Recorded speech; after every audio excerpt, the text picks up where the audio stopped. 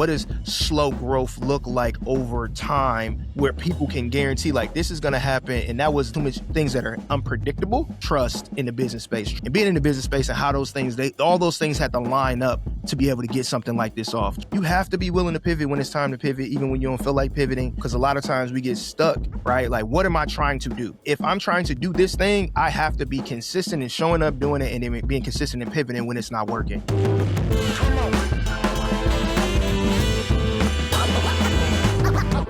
Everybody is playing a sport. Yeah, so y'all in the thick of it.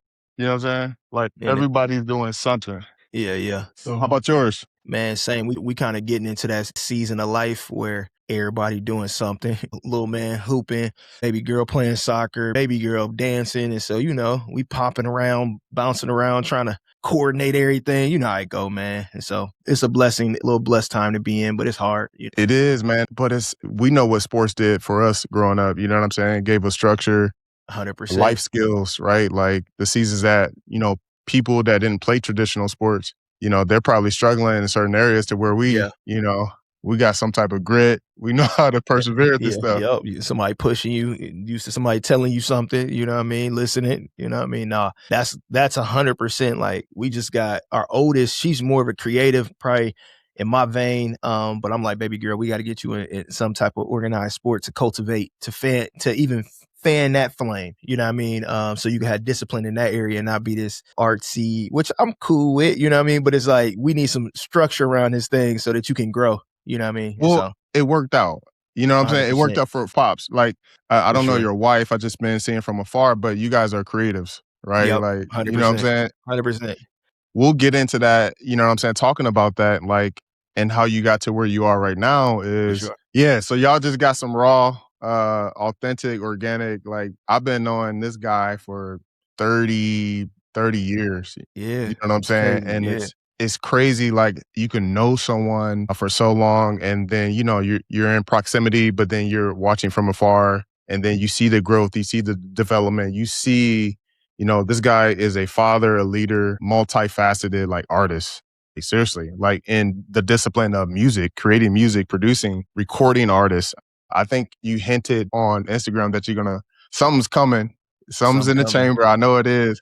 Something locked and loaded. To this day, I promise you, every time I hop in my car, your albums just play. Cause you hook it up to the Yeah. That's what's up. It just plays, man. Like yours, Corey's, it just plays. And I just let it rock. Hey, I'm talking about from the very first, bro. So like this is a childhood friend, but somebody that I respect, I admire, and I watch the growth and the development. But we're gonna get into it, man. Yeah, so let's do it. Today we're gonna talk about like how. So David, my whole thing, David McKissic, everybody, David McKissic.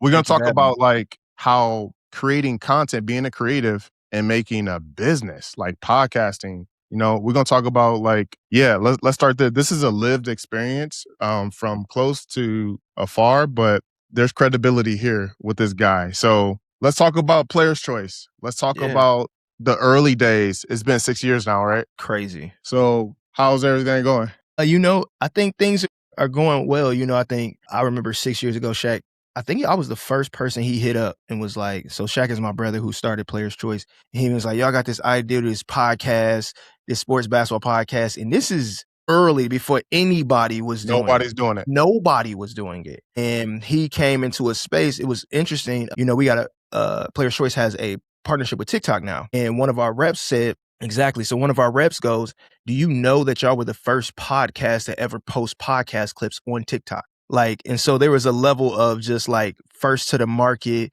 the app wasn't being used like that. And so Shaq comes in and is like, yo, this TikTok thing. I remember him talking about, I'm like, man, the app that kids dance on, he's like, we're gonna post clips on that. And that really, turned things up. And so, but he came in with the idea a long time ago and I just kind of sat in the background and was just kind of pushing for my background is in, in creative, but also strategy, and just creative strategy in general, marketing, that space. And so I just understood social media, had some other things that I was doing kind of take off, and that, not at this scale, but enough where, it garnered some attention. And so he would just kind of glean for me. And then he brought you in, brought some other guys in, and you guys turned that thing up in the early years. And so I came on 2.5 years ago, on a creative agency. And so I was doing some work The business side of stuff has always been intriguing to me, you know what I mean? And so I'm like, all right, how does art, creative, and business collide, and that's where I want to sit in that intersection. And so I was helping him with some deals and stuff. And then there was some rebrand stuff. They working on some shows that he had on the platform. And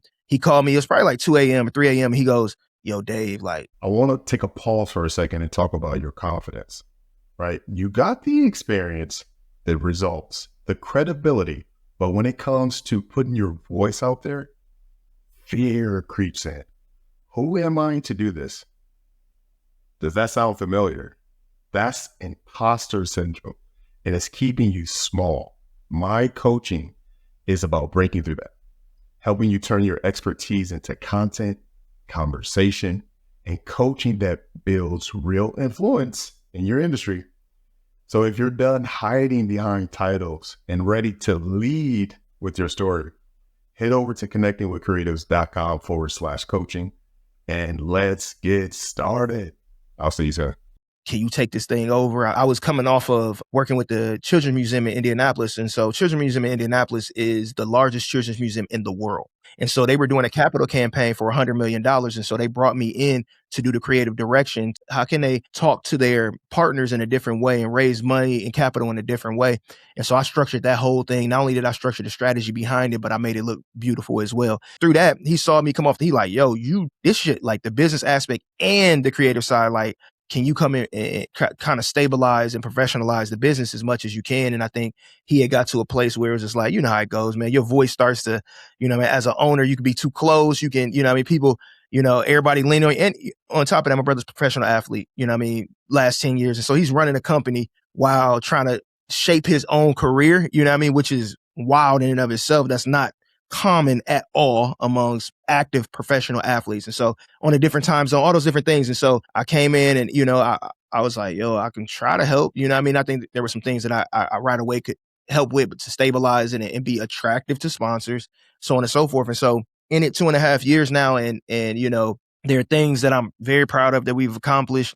There are things that, we still chiseling away at, but where we are, is amazing. Still work to be done. Partnership, like I said earlier, with TikTok, partnership with YouTube, millions and millions and millions of views.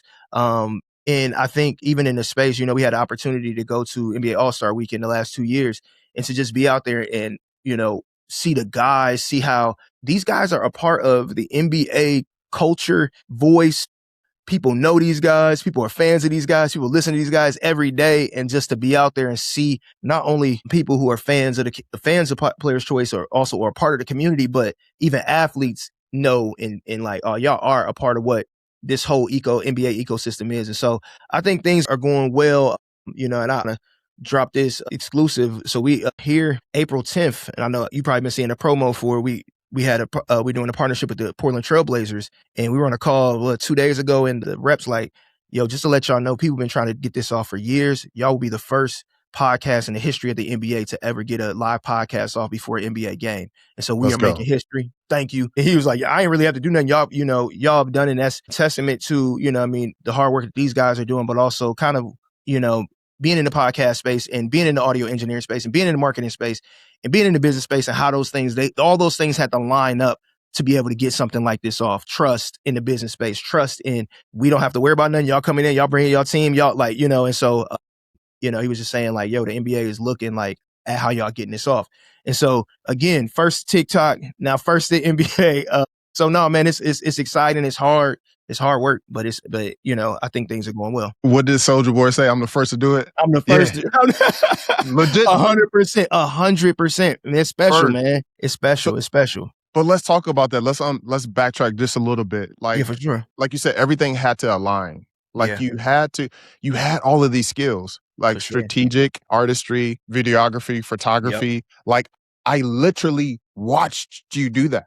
Yeah. And Shaq being a visionary, right? He's a visionary. OD visionary. I had hours and times of talking with Shaq. He's a visionary. So he's seen it. No, it's going to work. It's going to work. All the time. To have the skill set. So your 10,000 hours in that media space. So because my audience is executives, leaders, founders like yourselves.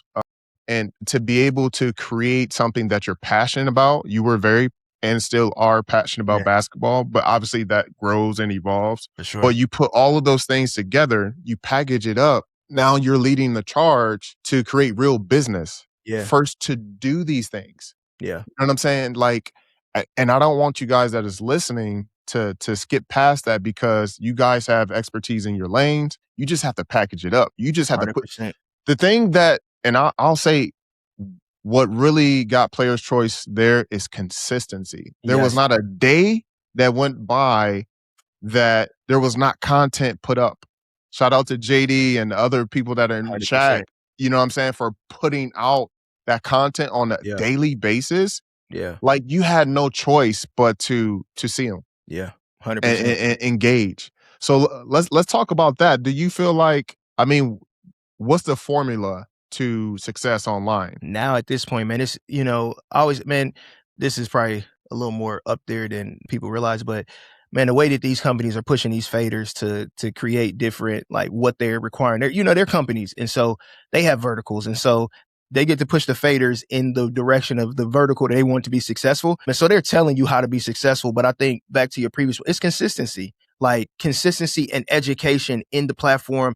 Any startup, any business that you want to be successful, is you have to be willing to pivot. You have to be willing to pivot when it's time to pivot, even when you don't feel like pivoting. Because a lot of times we get stuck in our consistency sometimes, and not consistency for consistency's sake, but consistency for the goal, right? Like, what am I trying to do? Like, and if I'm trying to do this thing, I have to be consistent in showing up, doing it, and then being consistent and pivoting when it's not working, and being honest when it's not working. It's oftentimes, I think even as founders, entrepreneurs, we can lie to ourselves and think that is all right, if I just keep doing this thing over and over, it's like, no, we can't do it like that anymore. So I think the formula on a very practical level is see what these companies are doing, see what their verticals are, and cater towards their verticals, and then also make exceptional content and find. I think that, you guys early on figured it out. It's like, man, people are addicted to chaos. People are addicted to chaos. People are addicted to a story, a narrative. And, at first when I came on, there were things that, you remember, there were people on the platform that were not good for the platform, though the platform gets to where it was, but you get to a place where it's like, this isn't going to work for us to continue to grow. And what's the goal, right? For us to grow, to be one of the top voices in sports. And this is not going to work if we don't do that. So I think the formula is, all right, how can we be consistent? How can we keep the goal, keep the mission, and ensure when we're and have markers for mission drift, right? Have markers for goal drift. Like, if we get over here, we have deviated from the plan, and we need to be disciplined enough to come back to where we need to go. So I think that's on a practical level, dealing with these platforms that we're using TikTok, we're using IG, we're using YouTube, but also within yourself and say, okay, what's working? Be honest, what's working? How do we pivot? What they're telling us, you know what I mean? And so I think that's the formula. I think it's more to it, to that too. It's like, Shaq was a visionary. Shaq can see stuff, even now, see stuff that other people just can't see. And I envy it at times, because people will come to me, because I would like to think I'm a visionary as well, but it's levels to everything, right? So it's just like, the way his brain works, he just sees things that I don't see. And it works for us because I see a whole bunch of stuff that he doesn't see. And so it just works. It's like, okay, I don't understand that, but I trust you. He's like, I don't understand that, but I trust you, and we see the outcome, right? And it's like, okay, we could trust each other because the outcome is there. And so I think the formula, I think that there's a lot of different things, but I think consistency and being honest, man, and being willing to pivot, when it's time to pivot, and keeping the goal in front of you, the ultimate goal, not just, we want to get 100,000 followers. You can't guarantee that. So it's like, no, we want to be excellent in the content we're creating. We want to be thoughtful. We want to be intentional. We want to be consistent. We want to be willing to pivot when it's time to make changes. And so I think those are some of the gumbo of it all. And that's like you said, back to that point, like, he's a visionary. So, like, I'm gonna be real, like, trash, right? Like, because I wasn't close to it. That wasn't my jam. And I think when Shaq initially brought me on, it was just like, yo, like, he seen the energy from that space I was in. I was a trainer, so I had to be like that. Yeah, but I'm an ambivert, right? Like, I'm masking. Like, I'm really introverted, right? Yeah, but I like that. Yeah, and I know you are too. I know Shaq is too, right? Yeah. Real. I just recognize it. So, but I was just like, but when I get on the back end, that's when something triggered in me. Like, oh, like, no, like you're saying, brand deals, marketing, sales. Like, I love that. Love it. Like, all day. And I like having deep conversations like that. Other stuff, like, it's a performance, right? It takes a very I You know, can't perform. if you look at his player choice content, it is those guys are characters. I'm half the time I'm in the living world, I'm playing a character to a degree, right? Like I'm masking to a degree, and then it's like I gotta play another character, like, you know what I mean? And anticipate certain things. And it's dudes, man, those guys are gifted at what I never always be like, yo, I don't know how y'all get up here and do this every day. And then, you know, and it's really interesting because on the back end, they'll come to me and be like, yo, Dave, I don't know how you do what you do every day. And so it's just, it's having the right team, you know what I mean? Having the right mindset and everybody being aligned on that front as well. Yeah. Yeah. And it definitely makes it, when you have the right players in their seat, in their positions, you can thrive. So shout out to you guys for pivoting and making like groundbreaking historical moves. Question. Have you seen the pivot? Like, is it obvious? So for me, I know because I study the stuff. Yeah. Okay. I was close to it. I'm watching it. Like, you know what I'm saying? Like I'm watching you guys. I watch everything and I assess. Sure. I'm like, yeah, I see it. Okay. And but it made room for you guys to where you are right now. So 100%. You guys had to do those things. It's just like if you have some type of program, like the data is going to show you. For sure. The data is going to tell you, like community is going to tell you when you guys made that transition. I'm like, this is what Shaq seen early on. Sure. And yeah, it's beautiful. I see it. I study this stuff every day. I'm like, yep, I see what it did. No, I think and you guys got the right formula right now. Yeah. It's the right people. Like it's working. It's working. I'll just say that. It's working. It's working. I'll say that. Working. And two, it's like, I think early on, y'all had so much success, like the virality of it all. Y'all were just like, boom, it was viral. Like it would just be these moments that were happening, and that's lightning in a bottle. Like that's gonna, like, at some point, what does consistency look like? Like, what does slow growth look like over time where people can guarantee like this is gonna happen? And that was the, you know, when I came out, I was like, yo, there's too much things that are unpredictable. And I would rather have one viral moment a year, but we doing this, than like kind of bipolar situation where we can't even look a brand in the face and say, we can guarantee this, you know, and that's where I wanted to get to. And I feel like we slowly begin to kind of chip away at that and get there. So let's talk about that business, or let's talk about the roles first, right? Because I think like in podcasting, especially when you're building something from the ground up, we didn't have any real experience at building it, right? Yeah. Like you were able to come in and give it structure.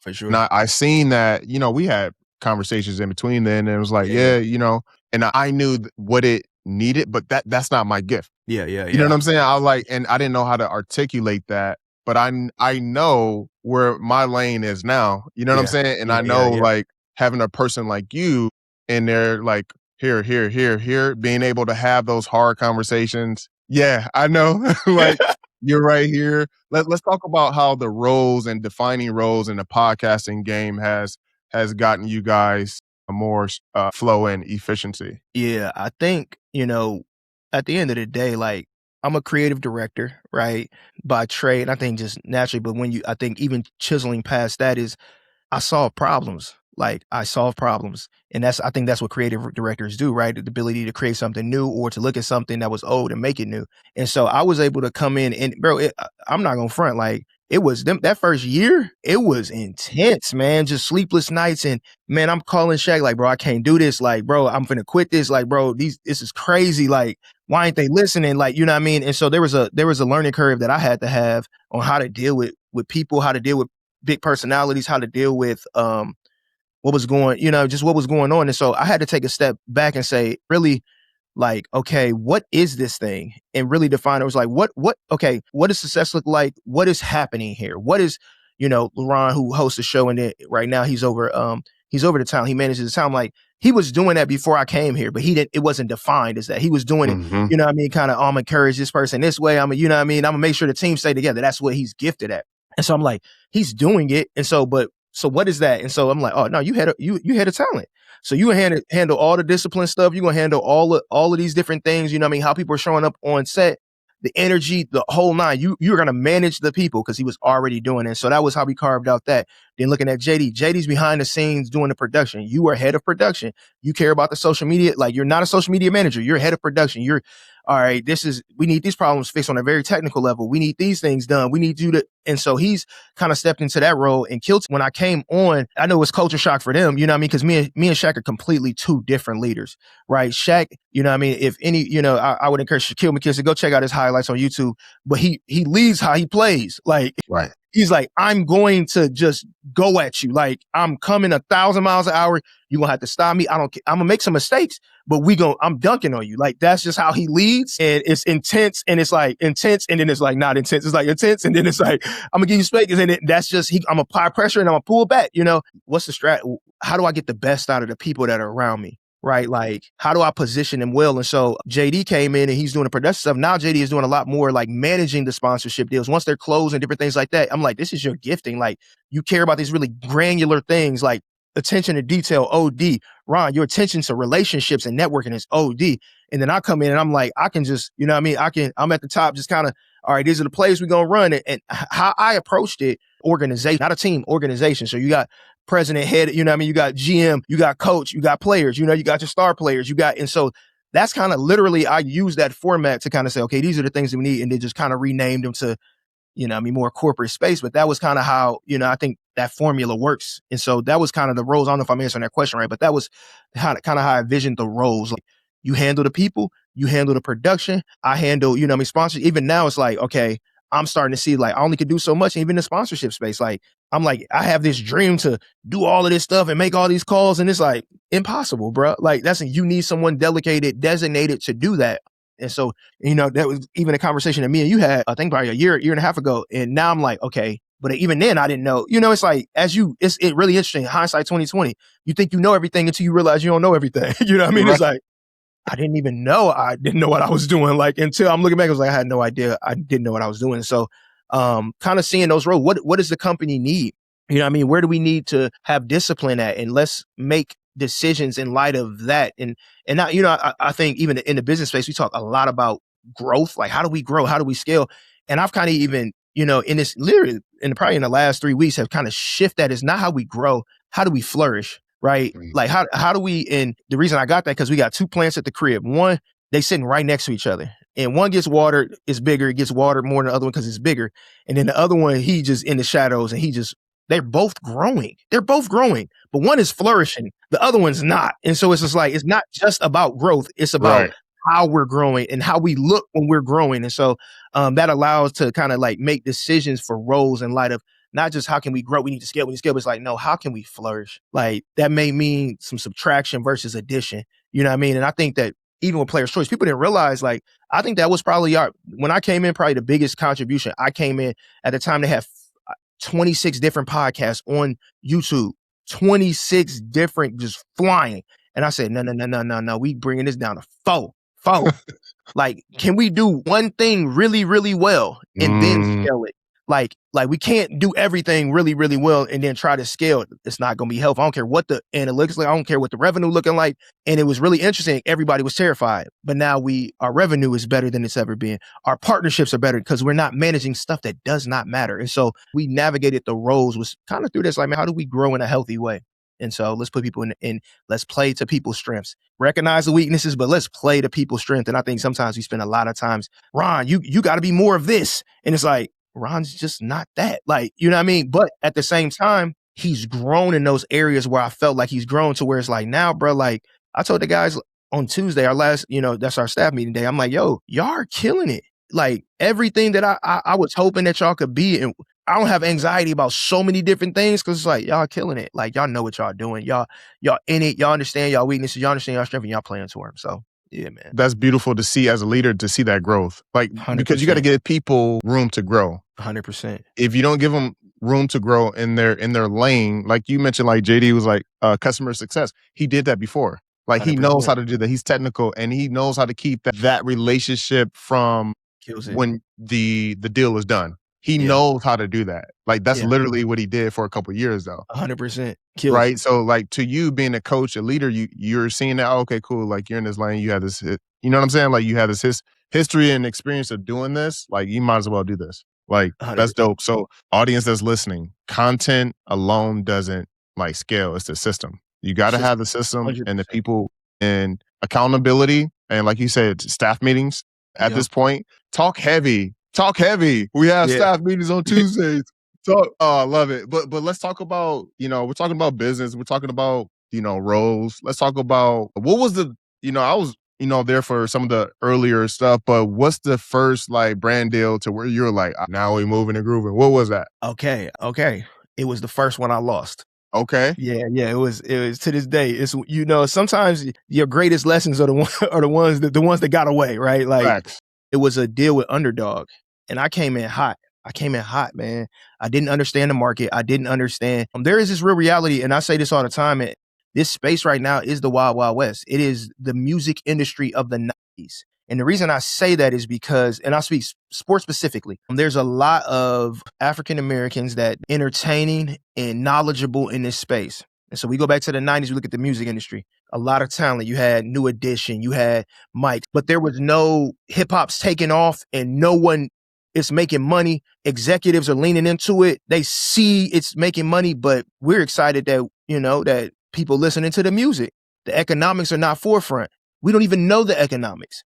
We don't even know what people are willing to pay for us to do. And it's the same exact thing right now in this moment where guys are taking deals that they don't know that they're supposed to be taking. They're getting what they can get, not knowing that you flirting with a $20,000 social media post, but they gave you $500, right?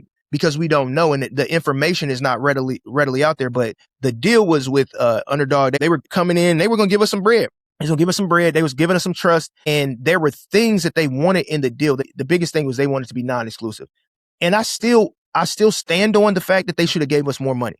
But I wish that in retrospect, I would have looked at it, viewed it a lot more like a partnership than a transaction. Yeah, right. Exactly. I was viewing it wrong.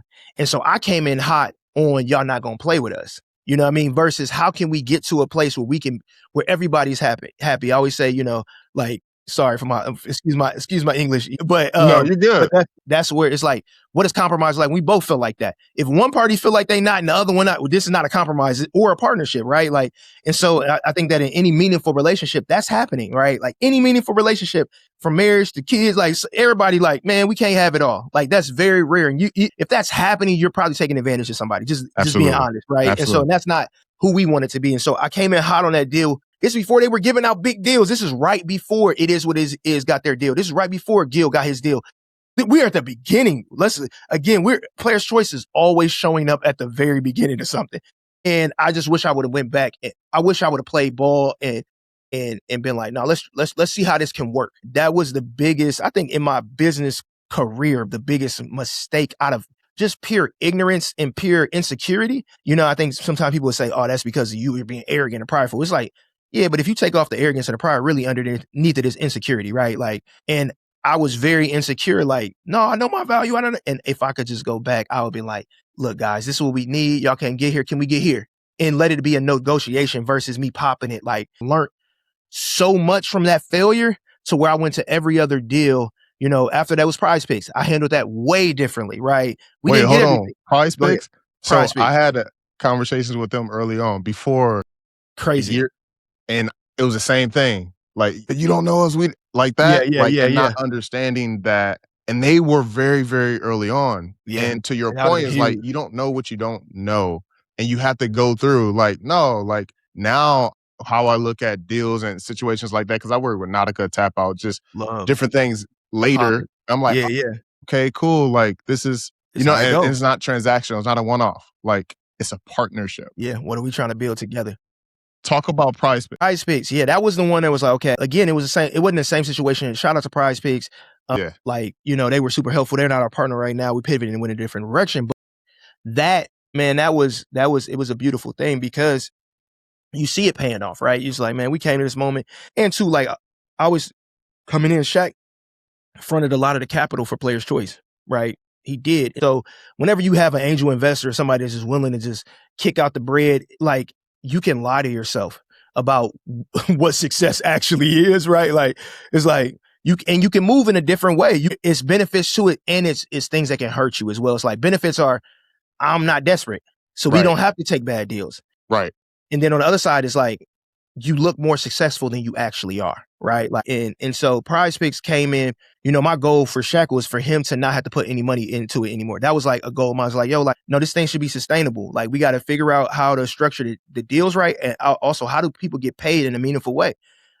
so that this is sustainable. And so PrizePicks coming on, that really helped us do those things, get out of Shaq pocket. And on top of that, how do you work with a brand deal? Because we did it for a year. That was our longest at the time. How do we work? How do we dance? How do we report? How do we value success on both sides? And I think a lot of times, especially in this space, I have, one of the things that I'm kind of moving into and I want to be about is, being passionate about creators getting paid what they deserve, not in a stupid way, but them understanding what their value is. And then also on top of them, how brands approach them and making sure that everything is fair. And so they treated us right, man. They valued us and we had to dance, through the deal, right? It's just like, all right, it's a CPA deal. You got to do all this. And I had to push back and say, okay, look, y'all asking us to be a full stop marketing company and we're not. And I think that even that is my biggest gripe and pet peeve in this space is that these companies are asking creators to be marketing companies. They're asking them to be marketing agencies. They're asking them to be salesmen. And it's like, no, I open the gate so that you can have access to my community. It is your role and your job. Us work together to create the content that get you conversions, not put the burden on me to get conversions. Why? Ain't nothing new under the sun. All this is TV all over again. It's radio. We weren't requiring people to do that in radio. We're not requiring people to do that in TV, but because the ignorance is there amongst creators, we don't know that it's the same exact thing. Why is now I'm stressing out because, we didn't hit this. It's like, why is that on me? Like, no, I'm giving you access where you did not have access before. That's value there. Now we can talk about CPA deals on top of that. We can, we can talk about, conversions on top of that, but there is an entry to even just get to my community and that's worth something. And I think that there's a lot of confusion around that, but PrizePicks allow us to work that out. And so I'm grateful for that. So shout out to PrizePicks, but that was at the time, that was our biggest deal, And so shout out to them. So now you guys have certain KPIs and metrics when you're going to partnerships. And now we're going to nerd out. No, people. Let's get it. When you're dealing with those, and I speak to literally business owners like every day at the day gig, right? So it's like, I'm going over their performance and I have to manage their expectations. Well, you said you want X amount. Doesn't work like that. Like you have to convert on your end. You have to follow up with these leads. You have to do these things. So to your point, a lot of creators in this sense, they don't know their market value. They don't 100%. know their KPIs on 100%. What success looks like. But the advertiser or the partnerships and stuff like that, they're coming into that situation thinking that they can bully. And 100%. You guys are, intelligent to where it's like, well, no, bro, we know our market value. You want the audience, to your point, it's about TV. That's all it is. That's all it you is. didn't have to dance and hoop and all that stuff. No, these are our metrics. This is our community. This is the demographic. Yep. It matches what you're pushing. It's in alignment. This is what we and doing. You set your own price. So if you guys are out there trying to get some type of partnership, some type of brand deals, I'm telling you, to what David was saying or is saying, it's still the Wild Wild West. You can say what it is, and to David's points, you don't have to be in scarcity. You don't have to be in a thirsty mode. You can make educated decisions and get the deal that is in alignment with your long-term goal and what you want to accomplish too. Our point about just having but you won't know these things until you actually go through them. You have to go through these things because there's no blueprint. Yeah. And we're still going to be bumping our head going forward because with AI and all this stuff that's here, we got certain tools and certain metrics of success we have to navigate. But I know I went off on a tangent. No, that's helpful. Out, but I'll bring it back to this. Don't go into any deal with a need. You should be able to leave any deal on the table and it's okay. Because it literally came back around for you guys with PrizePicks. And it will come back around for you guys. It came back around again. We were Splash right now and it came even more, right? And they're phenomenal partners. Shout out to Splash, what they're doing, what they're building, to be able to really partner with a brand and be a part, and not feel like, I'm just this second, we just a means to an end, but really have some investment, because they have their own platforms, take their own brand. Do not be scared to say no. But if you're going to say no, I say that. And in the same breath, I always say, I tell them, say yes and. If it's a bad deal, say yes and, or yes, but. You know what I mean? It's yes, I can do this, but I need these things. It was one of our creators right now who's working with a one of the biggest. And he came to me, he said, they want me to do some stuff for March Madness and, and they're going to pay me this. And it was a nice little bag. It wasn't crazy, but it was okay, they value you. He was like, they don't know if they're going to bring me to Final Four. I really want to go to Final Four. I said, so tell them yes, but you need to go to the Final Four and work out the deal to that end. Went back. Yes, but he's going to the Final Four. Hotel paid for, flight, wherever their activation is. And so it's those little things that we're like, yeah, say yes, but or if this is a bad deal, say no. You know what I mean? But to your point, don't operate out of scarcity. I think that's been a good that we've kind of abided by. And I'll say this, maybe we could talk off wax. I don't know. We'll keep it. I don't know. Keep it in. But this is because I love business and sales and all this stuff. What I see, and this could be wrong, but I see an opportunity because you guys were the first in this space and you guys created that vein we're talking about, like you're coaching up this creator. That's another IP right there. So if you go through this academy, you go through this community, you can land brand deals, 6-figure, 5-figure brand deals. That's the play. That's a lane right there. Yeah, we could talk offline. That is the lane. That's where. Yeah. You see how your boy be? You see how we're here? We're here. We need we have to talk offline. Yeah, because I'm just. And I can learn a little. I can a little bit, but that's where we're headed. That's where we realize that's where our value is, right? Like we understand how to create. We understand what creators need because we had a stress test of 50 different creators on a platform. Not a lot of people can say that. Not just manage them, but created space and content with them, for them, taught them. Like we know there's nothing that we haven't seen in the space and now we're dealing with sponsors. We're seeing what their needs are. We're seeing what they're looking at. And we also know how to talk to them and not only set expectations for creators, but set expectations for sponsors, right? Like stop, we got to be fair here, guys. You know what I mean? And really hold them to the fire as well. And so that is a lane that we're going into, and we do need to talk about that because also there's a tech piece there that we're developing that is going to be, no one's doing it. I'm not lying.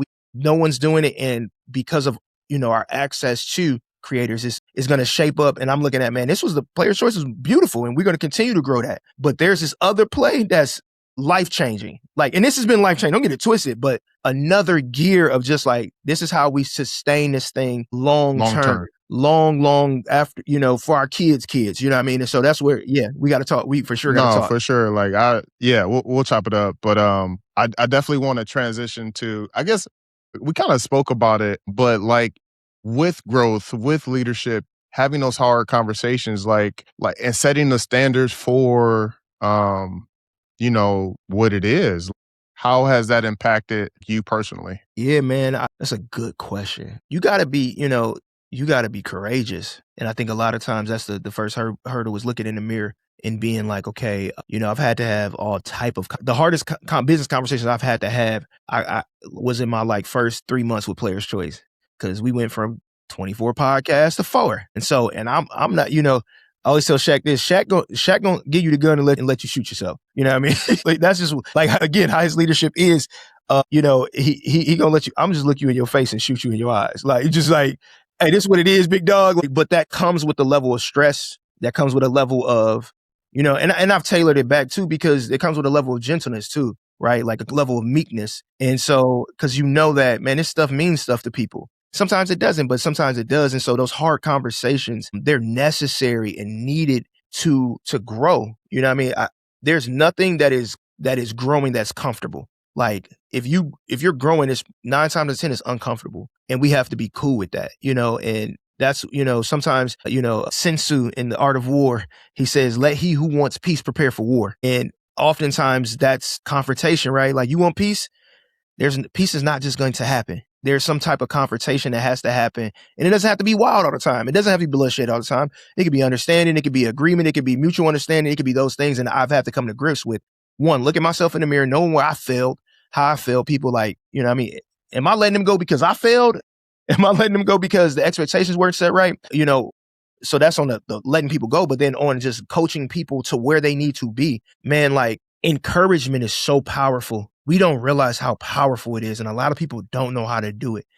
And, it's simple. How do I impart courage into you to do whatever the task is? Is that what I'm saying? Is that how do I get you a little win? You know what I mean? It's in the game, I think about everything in basketball. So it's sometimes, you got your shooter who he off all night. He can't hit down a 3. So sometimes we got to set up, we got back screen, roll hard, get him a layup. He just needs to see the ball going and we're going, hey, you good.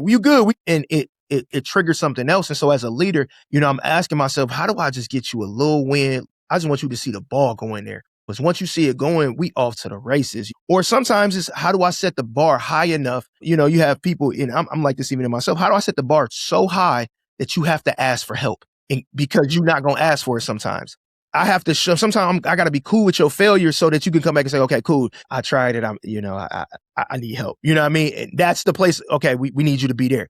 Okay. I know you can do it, but now let's do it together so that we can get you, you know what I mean? So you're not stressing out over it. So I think having those hard conversations and evaluating those and being strategic and intentional about having them, they hard though. They're hard. Like I'm not, man, we gotta, and sometimes it's just, I got to sit down. I have to slow down.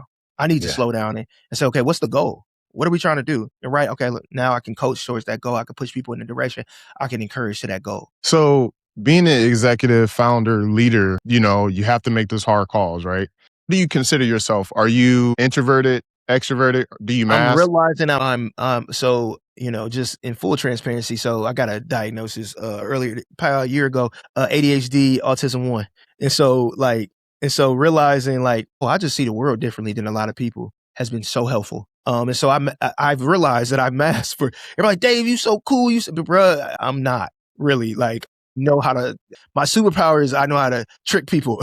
I know how to manipulate people for the good. Like, I can use it for, I always kind of liken myself to Dr. Strange. It's like, I'm very gifted and but I'm gifted. I can take a step back, but sometimes I mask a lot and I'm more introverted than people give me credit for because when I come in the spot, I'm the life of the party, and I really don't lose energy quickly, but I can do it for a long period of time. But inwardly, I'm losing myself. And so now I'm able to kind of, okay, I got to back up sometimes. I need my space. I need some alone time. Even I had to get my own office, which I'm in right now, because I needed to be inspired and I needed a place where I could retreat and load up and fuel up and go back out and attack. And so introverted, mask, that's where I sit at. We're so similar, bro. Like, I promise you, like, that you described me. I haven't been diagnosed, but if I had if we're doing it live, that's me. Yeah. Bro, I need to process stuff. I need to sit back. I like to sit back and watch because I want to know where I'm giving my energy. 100%. I don't like idle conversations. Like, it has to be depth. What are you doing? I don't like that. Yeah. Like, I don't. And, when we were talking about kids earlier, like when I'm about to go to a lacrosse game right now, like there's certain people, you read the rooms, you read the field, like I don't mess with you. I'm going to just stay over here. Like you don't even know you're not an athlete. You don't understand. Yeah. We don't speak the same language. 100%. We're not the same. So I just kind of like, I set myself up for success. When I was younger, it was just like, I was that guy, but my triggers and stuff like that, like I wasn't really honest with my triggers. I'm like, okay. Yeah. So, but now it's like being like masking and more introverted. Like I like my life. Yeah. Like I like. I'm getting there. Use value. You know what I'm saying? There. So no, I think the beautiful part is the ability though. Because it's hard. It's hard to mask, right? And then you go and it's a tool though. Like because sometimes I got to go in rooms. I'm like, no one here. I'm coming in executive board meetings like this. Yeah. Like and they like, who is this dude? Yeah. But I know I can interact with anybody because I've had to always. And so I can pull that tool out. But I know that, Dave, you're going to have to, you are playing, you have to refill or you're going to play a weird game and crash out. And then then you've undone the very thing that you're trying to do. And so being honest, you know what I mean? So yeah. Absolutely, bro. And we're going to close with this, but a couple questions, right, for you, and that's just speaking on that to land that plane, that's your brand, right? Like that's like people that know you, like they know that's your brand. So you have brand, you have experience, you have leadership, you have these things, and you're coming authentic. Like you said, you're not switching up. This is me. And that's so freeing. You can go to any space and be you. Like E.T., the hip hop preacher, he never switches up. Dog, that's my dog. Just like you said, that's so freeing. He was like, oh, cool. Like if you don't want me, this is not my lane. That's fine. You got it. So if you are an introverted leader, you can be who you are. You just got to, what Jesus say, my sheep know my voice. You're not trying to, all right, cool, I'm going to put it out there. And the thing about Jesus is he's so sick with it though. He spoke in frameworks. He spoke in parables to his audience. Yeah. You know what I'm saying? Like that's just a little side tangent, but no. He's He speaking. made it palatable. He made it so you can hear the truth. Spoonful of sugar. And when you go into those board meetings, okay, cool. I'm gonna speak to, so I know what you're talking about. Cool. Like, we're chameleons. Like, all right, cool. Like, I'm gonna go in here because I need to address this person like this. Yeah. Right? I could talk 100%. And that's where I think, even passionately, where I think that's a skill that a lot of creatives have to be willing to push through and be like, man, I gotta learn that skill. You don't have to always be there, but you have to learn that skill so that you can get what you need and be successful, And there's nothing wrong with it. It doesn't mean you're not authentic and you're now when you tripping, right? Like, we know when we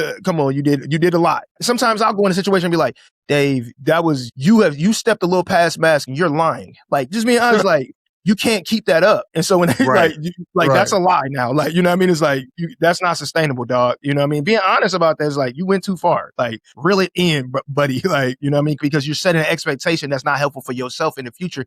That's going to piss you off in the future. And you be like, why they viewing? Because you got in there and you did too much. And so just being honest. Man, I appreciate that. All right. So what is the next level of, player's choice, but I know you have your creative firm too. But what's the next level look like? Yeah, man, it's the next level. Like, these things to me, you see Virgil in the background. That's my idol. That is, he always said creatives need to be doing 6 projects at a time. And I've embraced that. And, I live in Indiana.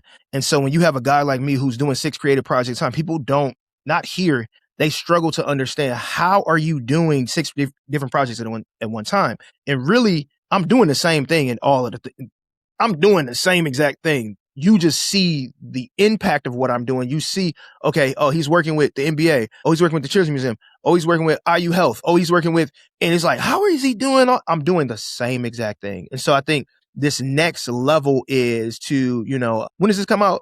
When is this dropping? What is this? Probably next week. Okay, yeah. So I ain't gonna let the cat out the bag too early because people might watch this over here. Hey, we could push. I got April here, the 10th of April or the 15th of April. I get announced as IBJ's, which is Indiana's business journal's 40 under 40 top business leaders in the state. And yeah, man, it's huge. And I'm starting to play in that lane a lot more and get trust from executives. So I think the next level is, okay, it's kind of what we were talking about players' choices. Like, what's the long-term play? Like, what are the things? I think a lot of times in the entertainment space, we just stay in the entertainment space. I want ownership. I want my creative ideas to be valuable. And so, as I'm calling right now, the creator platform we want to create adjacent to, or which is Player's Choice, is next. On that front, on the creative side, I've been able to kind of play in the development space. And so I am helping with placemaking. And so now it's like, all right, how do I understand this? Been playing in it a little bit, understanding the players, understanding architecture, understanding formulas and how those works. And so there's this lane where, I'm like, okay, I want to create a experience firm that sits under my company. My company is Cerebral Creative House. So that's that. Then also within Player's Choice, we released, I think, you saw the parlay, that high-end debate show that I want to go all in on that. And I think that there's so much that's valuable IP. And so it's like, all right, what are we doing at a minor scale? And how can we really scale it up? It's not only scale up the people and the dollars, but scale up the ideas, because now we have the infrastructure. We understand the discipline that it's going to take. And not only that, but we're in partnership. We have the right people around us. So now I can go and ask for, capital and really big chunks of capital and have proof of concept, because we have all of it now. Now I can say, okay, look, this is what we've done. This is not no little. And so it's leveraging the success and the wins and to do and scale bigger and make the footprint bigger, not for the bigger sake, man. Like I tell my team all the time, and the goal, I hate busy work for the sake of busy work. I want us to do good work and live well. Like that's what I want. And so if it take you 5 minutes to do a 10-hour job, I don't care. Is it done? And is it done to the standard that we want it to be done? Like, and so I want people around me that think the same way, but I think that that's kind of the next step of, it's just like, all right, we have proof of concept for all these things. How do we leverage it, and how do we not get stuck in the vanity metrics of, but all right, we want some ownership. Y'all really not about to play with us anymore. We understand this. And 2, it's dope because now we have relationships with Gilbert Arenas. We have relationships with 520 and those guys. And we can say, hey, what does it look like for us to body the market and really control our IP and really control our business endeavors and really control and have meaningful partnerships. And so that's kind of the next thing. I know that's kind of all over the place, but that, man, that's the next thing. Let's scale up, not for scaling's sake, but you know what I mean, to serve people. That's what I'm about, man. I want people to do good work, and I want to serve people really well. Thank you for that, brother. I appreciate your time. For all you guys that are listening, you're watching, this is how you take a concept, an idea, and you're consistent with it. And this is how you scale. There's big business behind podcasting. That's why I'm so passionate about it, about the business, but just showing up consistently. And then along the way, you will make the pivots. You will adjust. You will grow. You will evolve. And if you stay in it long enough and you're good at it and you have the right talent around you, you will attract those opportunities. And if you're executive 5 to 10 years of experience, like Shaq, and he's a professional, right? He has his experience. David's an expert at leadership, strategy, creative directors. So it makes sense as to why they're scaling and growing. I'm saying all of this to say you guys have experience in your lane. You just have to package it up. You don't have distribution. So if you're an introverted leader and you have, like those years of experience leading teams, you haven't documented it. Nobody knows that. So you don't get those opportunities. You don't get TED Talk. You ain't putting yourself out there.